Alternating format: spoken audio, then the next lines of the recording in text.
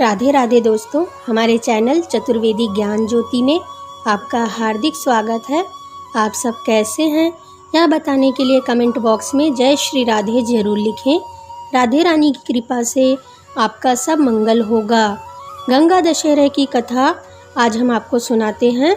यह कथा इस प्रकार से है।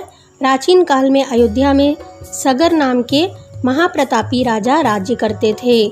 उन्होंने सातों समुद्रों को जीतकर अपने राज्य का विस्तार किया।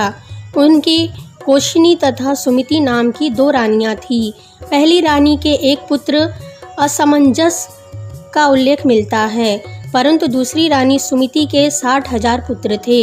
एक बार राजा सगर ने अश्वमेघ यज्ञ किया और यज्ञ पूर्ति के लिए घोड़ा छोड़ा। इंद्र ने उस यज्ञ को भंग करने के लिए यज्ञीय अश्व का अपहरण कर लिया और उसे कपिल मुनि के आश्रम में बांध आए। राजा ने उसे खोजने के लिए अपने 60,000 पुत्रों को भेजा। सारा भूमंडल छान मारा, फिर भी अश्व नहीं मिले। फिर अश्व को खोजते खोजते जब कपिल मुनि के आश्रम में पहुँचे तो वहाँ उन्होंने देखा कि साक्षात भगवान महर्षि कपिल के रूप में तपस्या कर रहे हैं और उन्हीं के पास महाराज सगर का अश्व घास चर रहा है। सगर के पुत्र उन्हें देखकर चोर चोर चिल्लाने लगे। महर्षि कपिल की समाधि टूट गई।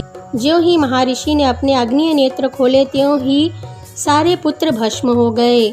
इन मित्र लोगों के उद्धार के लिए ही महाराज दिलीप के पुत्र भागीरथ ने कठोर तप किया। भागीरथ के तप से प्रसन्न होकर ब्रह्मा ने उनसे वर मांगने को कहा तो भगीरथ ने गंगा जी को मांगा। इस पर ब्रह्मा ने कहा, राजन, तुम गंगा का पृथ्वी पर अवतरण तो चाहते हो, परंतु क्या पृथ्वी से पूछा है कि वह गंगा के भार तथा वेग को संभाल पाएगी? मेरा विचार है कि गंगा के वेग को संभालने की शक्ति केवल भगवान शंकर जी में है। इसीलिए उचित यह होगा कि गंगा का भार एवं वेग संभालने के लिए भगवान शिव का अनुग्रह प्राप्त कर लिया जाए।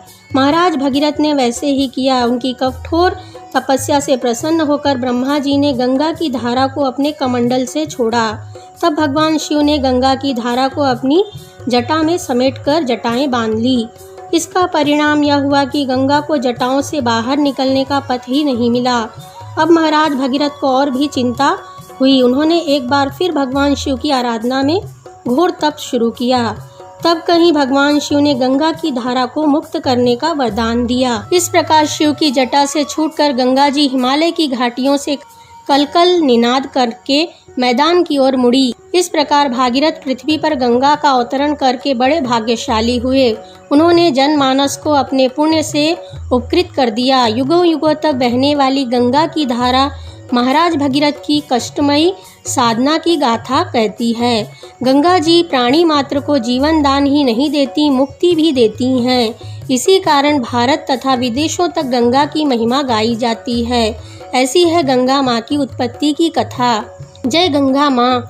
आप सभी को हमारा वीडियो कैसा लगा हमें कमेंट में लिखकर बताइए। वीडियो अच्छा लगा हो तो इसे लाइक और शेयर कीजिए। हमसे जुड़े रहने के लिए हमारे चैनल को सब्सक्राइब करके रखिए। वीडियो देखने के लिए आप सभी का धन्यवाद।